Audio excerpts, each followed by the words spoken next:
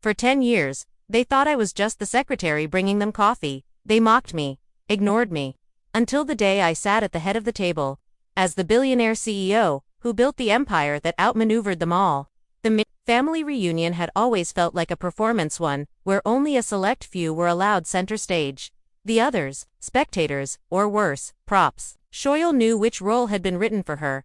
She stood quietly by the balcony bar of the massive seaside estate in Karachi, Pakistan. Crystal chandeliers above cast golden reflections off the marble floors and diamond-studded gowns. The air was rich with imported cologne, fake affection, and the sharp scent of power. Still playing assistant, I see. Shoyal turned. Her cousin Harris, the self-declared heir to Mirza Holdings, smiled with smug confidence. Administrative assistant, she corrected with polite detachment, lifting her glass of sparkling water. A glorified secretary, Harris chuckled, glancing over at a group of men, discussing an acquisition deal. You really ought to do something real with your life, Shoyal. You're what, 32 now? Time to grow up. Shoyal gave a slight smile. You're right. Maybe I should buy a company this year. He laughed, oblivious to the irony. Across the room, grandfather, Mirza, the patriarch and founder of Mirza Holdings, sat on an elevated dais like a retired emperor. Shoyal knew her place in his eyes, invisible. Her only value had been in how quietly she could serve the men around her. But grandfather didn't know the truth. No one did. At 22, Shoyal had walked into her first family meeting, armed with a business plan, a solution for restructuring distressed companies and reviving them without layoffs. She called it Phoenix Strategies, named after her favorite myth of rebirth. She presented it to a room full of suits and silence. Then came the laughter. Consulting, that's for accountants, Harris had said. Maybe start as my secretary, said her uncle Talib, sipping from his whiskey glass. Grandfather simply waved her away. That night, humiliated but undeterred, Shoyal made two decisions. She would never ask them for anything again. She would build Phoenix Strategies in secret and outmaneuver them one day. Her journey started in a rented room above a spice shop, funded by savings and an old laptop. No clients, no staff, just purpose. Shoyal's first client had been a logistics company on the verge of collapse. She streamlined its operations, cut overhead, renegotiated its contracts, and, within 4 months, they were profitable. Word spread quietly. More struggling companies followed. Phoenix Strategies grew slowly, discreetly. No press, no public ownership records. Every employee signed NDAs so tight they may as well have been handcuffs. Shoyal used a shell name, S. Mirza, and played the humble assistant by day whenever the family was around at family events. Shoyal kept her role small. She fetched tea. She took notes. She typed meeting minutes for deals she had secretly advised against under her consulting brand. She watched as Mirza Holdings acquisitions began mysteriously failing. Ashraf Textiles, rescued days before their hostile takeover. Nexus Cement, which adopted Phoenix's plan instead of caving Khan Motors, whom the Mirzas had targeted for dissection, rebounded under S. Mirza's guidance behind closed doors. Frustration simmered. The Mirzas blamed market trends, incompetent CEOs, even divine punishment. No one thought to look at Shoyal now, a decade later. Phoenix Strategies had offices in 7 countries, a client list of mid-sized firms and billion-dollar companies alike, and over $80 billion in restructured assets. And now the Mirzas wanted Zahin Electronics, a bleeding but brilliant tech firm. Their team had submitted an offer. Shoyal knew because Zahin had come to her. Her strategy team had stabilized them. In 3 months, profits were climbing again. And Mirza Holdings, they were losing. She could have stayed hidden, but it was time. 2 days later, at the Mirza Holdings executive board meeting, the Zahin Electronics leadership team arrived, escorted by Phoenix Strategies. Shoyal entered with them, dressed not in black polyester but in a deep emerald power suit. The room fell silent. What the hell is this? Grandfather barked. Shul, go back to the office, we don't need notes for this. She walked to the head of the table. I'm not here to take notes, grandfather, she said calmly. I'm here to discuss the terms under which your firm may request a partnership with Zahin Electronics. Hari stood up, furious. What are you, their secretary now too? Shoyal turned and gestured. Her assistant brought in a projector. The screen flickered to life.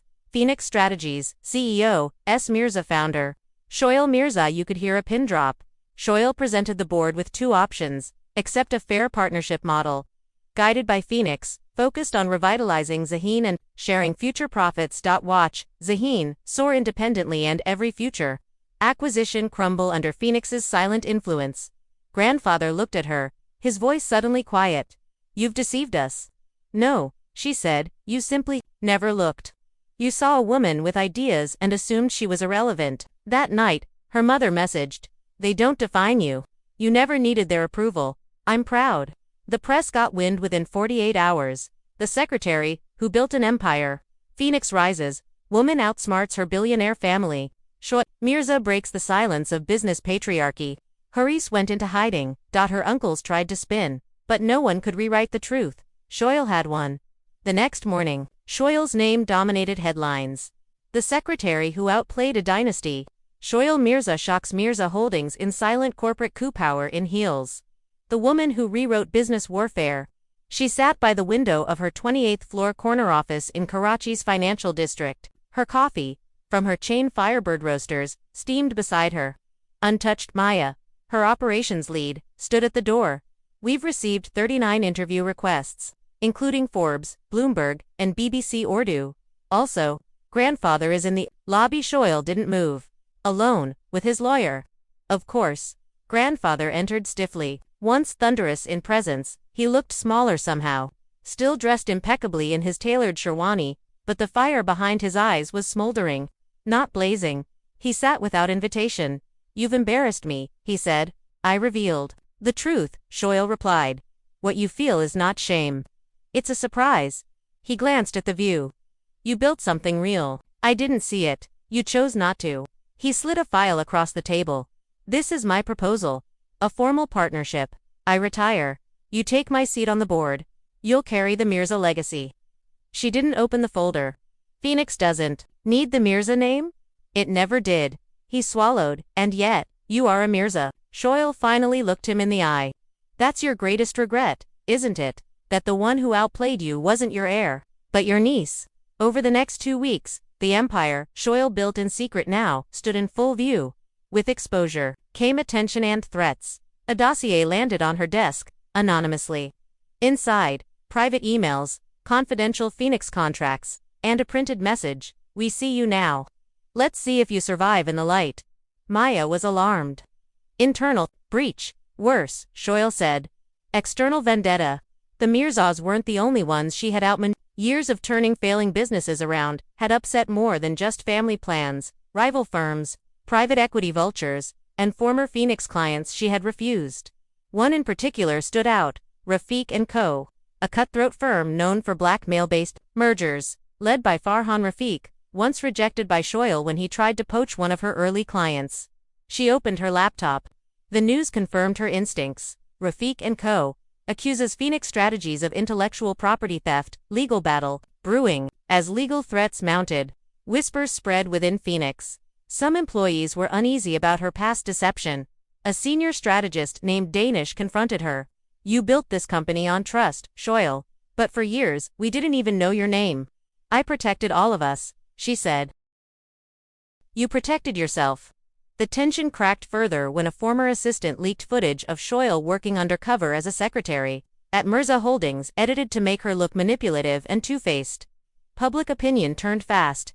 Just as she was preparing her legal response to Rafiq's lawsuit, another blow landed.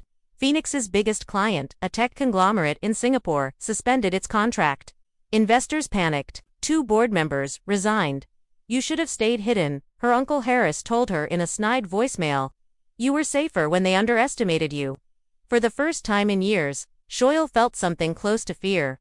Maya found her sitting on the rooftop terrace late one night, staring at the city lights. You can still win this, Maya said softly. I didn't plan for visibility, Shoail murmured. I built Phoenix in the shadows. I don't know how to fight in the open. Maya sat beside her. Then it's time to learn. The next morning, Shoail walked into the office wearing a bright crimson suit, a bold contrast to her usual dark tones. She called an all-hands meeting. For 10 years, I wore silence as armor, but we're no longer in hiding. And that means we evolve. She unveiled the Phoenix Code, a new company manifesto built around radical transparency, ethical disruption, and female-led leadership. Then she filed a counter-lawsuit against Rafiq & Co. exposing their blackmail contracts and unethical practices with hard evidence she had quietly collected over the years. Public opinion shifted again. Former clients and media rallied to her side. The editor of Bloomberg Businessweek called her a visionary shaped by fire. 6 weeks later, Phoenix won the lawsuit. Rafik & Co. was fined for fraudulent evidence. Their CEO resigned, and Phoenix stock surged. The Singapore client renewed their contract. Former employees who had questioned her apologized. Danish returned with a handshake and an offer to rebuild. "I understand now," he said. "You didn't just play the long game. You changed it." Shoyle sat alone in her office as sunset poured golden light across the skyline. Her old desk from the spice shop days stood beside the new one, worn, scratched, but sacred. Maya entered quietly. "Zahin's CEO called," she said. "They want you to keynote their innovation summit." Shoyle nodded. "Let's do it." "Oh, and your mother sent a letter. Handwritten." Shoyle opened it slowly. "You didn't just prove them wrong. You proved that building without hate is the strongest power of all. Love always, Oma." Shoyle looked out the window. She hadn't just survived the light, she had redefined what it meant to lead in it. Shoyle stood on the helipad atop Phoenix Tower, the Karachi skyline blazing in sunset, gold behind her. The wind lifted the ends of her long black trench coat as she extended her hand to the man emerging from the helicopter. Elling, de Klerk, French tech tycoon, founder of Argendava, a $1 trillion AI-driven conglomerate. "You came yourself," she said. For this he smiled. "I had to." They were negotiating a potential strategic alliance. Phoenix would help restructure Argentnova's South Asian division. In return, Shoyle would gain access to cutting-edge predictive economic models. But when Alling reviewed the proposal later that evening, he slid a card across the table. On it was a name she hadn't heard in years. Daniel Shaw. Shoyle's face hardened. "He's not in business anymore." Elaine's expression shifted. "You're wrong. He's back, and he's funding your next rival, a firm called Black Veil Capital. Their goal isn't market disruption, it's you." Daniel Shaw was once Shoyle's closest confidant. In her early Phoenix years, he had worked beside her, helping land critical early clients. He had shared her dream of ethical restructuring, until she discovered he'd been selling her strategies to rival firms. She had quietly removed him and buried the betrayal. Now he was back, using her playbook against her worse. Black Veil Capital was gaining momentum, absorbing failing businesses using stripped-down dark versions of Phoenix's models. Their deals were quiet, ruthless, and efficient, like a mirror image with fangs. Soon, sensitive Phoenix data began leaking online. At first, it was harmless, a pitch deck here, a market analysis there. Then came the breach, a client turnaround, blueprint uploaded on a corporate whistleblower site. The timing was too perfect. The signature is too precise. It could only have come from someone inside. Shoyle summoned Maya, her right hand. "I want full surveillance on internal document flow, silent, non-invasive, nothing that alerts suspicion." Maya paused. "You think someone here betrayed us?" Shoyle's eyes didn't blink. "I know it." 2 weeks of digital tracing revealed the unthinkable. Arman Qureshi, Phoenix's director of global strategy, loyal, talented, the very man who'd helped draft the Phoenix Code. Shoyle watched the footage herself. USB drive transfers, encrypted, email sends to an unknown IP based in Montenegro, the same region where Black Veil Capital had recently opened a shadow office. When she confronted Armand, he didn't deny it. "You made Phoenix what it is," he said quietly. "But you also made enemies. Daniel offered me something you never did." "And what's that?" Shoyle asked. "Power, not as a shadow, but in the spotlight." His exit was swift. But the damage wasn't just operational, it was emotional.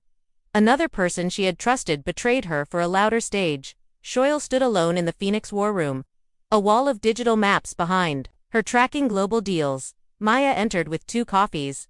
"You're thinking of going dark again, aren't you?" she asked. "Visibility painted a target on our back," Shoyle muttered.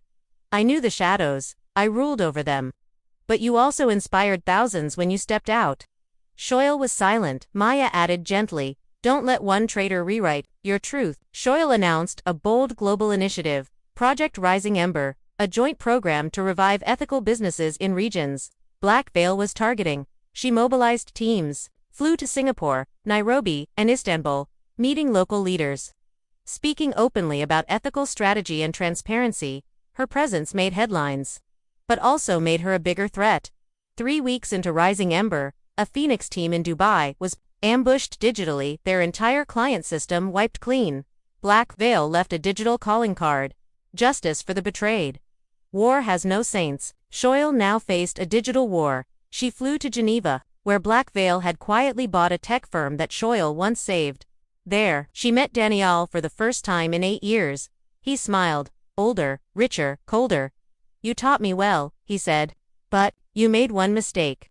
"I trusted you," Shoyle replied. "No," he leaned in. "You believed ethics could win forever." He slid a new proposal across the table. "A merger. A truce." Shoyle didn't touch it. "You're trying to put poison in a wineglass and call it strategy. You'll lose eventually," Shoyle, he said, softly. "Because you still think integrity is a weapon." She stood. "No, integrity is my armor." Back in Karachi, Shoyle addressed her board. "Yes, we've been hit. Yes, people I trusted turned, but Phoenix didn't rise because we avoided fire, it rose through it." She unveiled Project Veda, an AI-integrated defense plus recovery engine that would prevent future breaches and monitor ethical compliance in real time. "Let them play shadows," she said. "We'll build beacons." A key Black Veil client defected to Phoenix, citing Shoyle's transparency. Armin was arrested in Dubai for corporate espionage. Daniel's name leaked in an investigation linking him to laundering funds through shell firms. Shoyle never celebrated publicly. But in her office, she opened a drawer and placed a torn photo of her and Daniel, once friends, now rivals, inside an envelope labeled. The sun had barely risen when Maya entered Shoyle's office. "He sent a formal acquisition offer," she said quietly. Shoyle didn't flinch. Daniel Maya nodded. "He's offering to buy 51% of Phoenix through a holding company." Shoyle raised an eyebrow. "How charming. He wants the soul and the body now. He's offering $6.3 billion. Shoyle stared out the window. "He still doesn't get it," she said. "I didn't build Phoenix to be bought. I built it to break a cycle." Maya placed a second file on the desk. This came in from Geneva. "The Interbank Fraud Tribunal is opening formal proceedings against Daniel. You were right, shell firms, ghost investments, digital theft." Shoyle finally turned. "Then this time, we don't fight him on our terms." Maya smiled. "We fight him on his." Shoyle surprised everyone when she invited the Mirza family to a private Phoenix-hosted gala at the Al Noor Business Auditorium, under the banner, "Power Through Purpose, the New Era of Business." It was the same venue her grandfather had once banned her from attending as a junior assistant. The entire family came. Grandfather, Uncle Talib Harris, her mother, even ex-employees and rivals. Midway through the event, she took the stage. "I was once told I was just a secretary," she began, her voice calm, unwavering. "But power doesn't always wear a suit. Sometimes, it wears silence. Sometimes, it wears a plan." Then she unveiled a surprise. The Phoenix Initiative Foundation, a $100 million program to fund startups led by women, minorities, and ethical entrepreneurs. Thunderous applause followed. Her mother wiped her tears. Her grandfather sat motionless. When she returned to her table, he reached for her hand and whispered, "I was wrong." She didn't reply, but she held his hand. Daniel struck hard 3 days later. He leaked doctored financials suggesting Phoenix was insolvent. Media outlets ran with it. Stock prices dipped, but Shoyle had anticipated it. Within hours, Phoenix's internal blockchain audit system, developed under Project Veda, released unforgivable records disproving every claim. And then Shoyle went public. Live on CNBC, BBC, and Dawn TV. She showed the world emails and encrypted messages tying Daniel to 3 major fraud schemes across Singapore, Montenegro, and the UAE. Interpol stepped in. By the next day, Daniel Shah's assets were frozen. He fled Switzerland. Shoyle never smiled about it. But that night, she walked barefoot into her original office above the old spice shop. It still smelled of cardamom and dreams. She sat at her old desk and lit a single candle. A week later, her mother visited her at home, a cozy lakeside retreat outside Islamabad. Shoyle was barefoot again, watering her garden. "I never wanted you to fight this hard," her mother said. "I had to." "No, you chose to. And you chose to fight it alone. But you don't have to anymore." She handed Shoyle a small velvet pouch. Inside, an old key, rusted and bent. "It's the key to your father's library. Before he died, he said one day, his daughter would build something greater than his name." I think he meant this. Shoyle said nothing. But her silence this time was not burdened, it was full of peace. In her final act as Phoenix's CEO, Shoyle penned a letter addressed not to shareholders or clients, but to her future successor. You will inherit not an empire, but a flame. One that must be protected from greed, from pride, and most of all, from fear. Burn for others, not yourself. And if they call you invisible, smile. Because invisibility is just power they forgot to look for. She didn't resign, but she stepped back, transitioning to executive chairwoman, giving day-to-day power to Maya and the next generation of ethical leaders at the next family reunion. Hosted this time at Phoenix's global campus, no one asked Shoyle if she was still a secretary. They watched her enter with dignitaries, startup founders, and foreign ambassadors. Grandfather stood to greet her, so did Haris, and this time, no one offered her coffee. They asked for her advice. Shoyle sat with Maya on a mountain ledge overlooking the valley. Did we win? Maya asked. Shoyle smiled. There's no finish line. Only flame to pass forward. Still, it feels like the end of something. No, Shoyle said, placing a hand on Maya's. It's the beginning of everything we were told we couldn't be. Above them, a drone camera hovered, capturing a shot that would later go viral in business magazines. Two women who rewrote how empires are built. In her clutch bag, Shoyle carried a small folder. The same one Danielle had once offered her to sell Phoenix. She'd rewritten it. Clause 1. The legacy of Phoenix will never be for sale. Clause 2. Power is not inherited, it is redefined. Clause 3. If they doubt your fire, let them burn in it.